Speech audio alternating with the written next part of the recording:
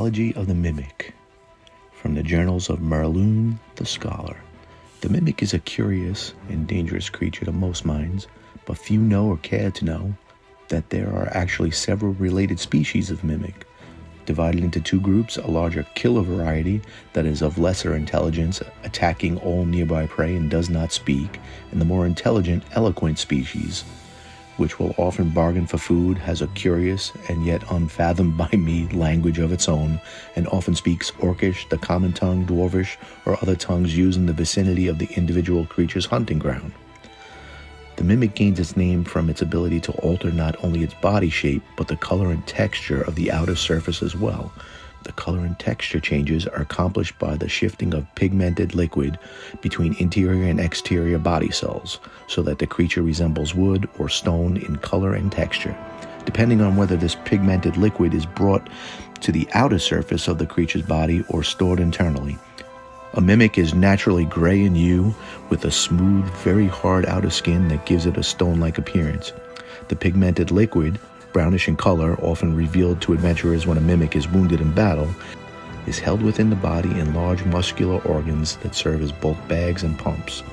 When these organs are squeezed by the contraction of the cavity wall muscles, they squirt their contents rapidly within one round into the outer skin layer, filling many capillaries that lie just beneath the skin surface. These capillaries then stand out, brownish and wrinkled in a pattern resembling wood grain. Resembling the process from the wood grain appearance to the natural state requires a sort of external contortion. A mimic appears to wiggle and twist all over as it empties its capillaries of the liquid.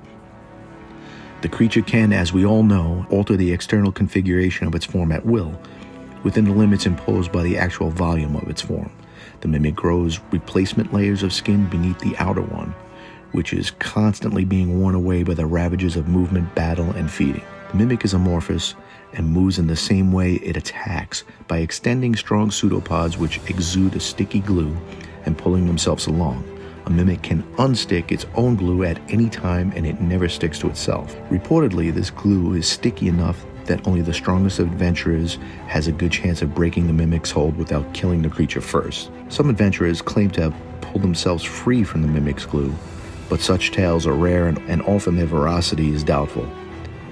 To simulate the possibility of breaking free in game terms, held characters may be allowed to attempt a strength save. Repeated attempts to break free may be made, but no other action, attack, or defense is possible by the victim during the round of attempted escape. Mimics are interested only in personal safety and an endless quest for food. Killer mimics will attack any living creature regardless of the number of adversaries or their powers. The more intelligent variety often prefers to bargain with an enemy initially, but the creature has no moral standards as we know them. If an enemy is sufficiently weakened after a bargaining has been struck, a mimic will change its mind, always seeking a meal first and foremost. Mimics have very sensitive eye spots, patches of pigment that are sensitive to heat, light, and vibration. They have them all over their skin. Bright sunlight overwhelms these sensory spots, effectively blinding the mimic. Thus, the creatures are almost always found below ground or in other areas where the sun never reaches. Mimics of all sorts are immune to the deleterious effects of alcohol, but will absorb it if offered, to make use of the inherent nutrients in sugar. They are also unaffected by slime, including green slime, molds, including brown and yellow varieties, and the corrosive secretions of creatures such as the black pudding, gray ooze, orc jelly, the stun jelly, and the gelatinous cube. It should be remembered that mimics can travel on walls and ceilings as easily as they can on floors. Those of the more intelligent sort are the most adept at hiding, by assuming the shape of a partitioning wall, an overhanging arc, or a rough rock wall if they feel threatened. One famous, if somewhat extreme example, a mimic somehow came into one of the busiest market squares of Waterdeep and assumed the shape of a statue. It remained undetected for 2 winters until the chronic disappearance of street derelicts in the square on every dark night prompted an investigation. A sewer besides the strangely unfamiliar to the sculptor who had done the square statue was discovered to be filled to a depth of more than 60 feet with human and animal bones.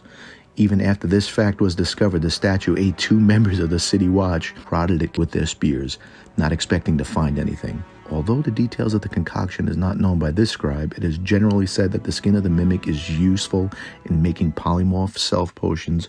Also, further investigation is needed to determine the range and travel of an individual mimic over a lifetime, and the precise efficacy of the creature's detection organs, which, based on casual observation, appear to see up to 90 feet in subterranean, not total darkness, and up to 30 feet in the gloom of night or in darkness areas above ground.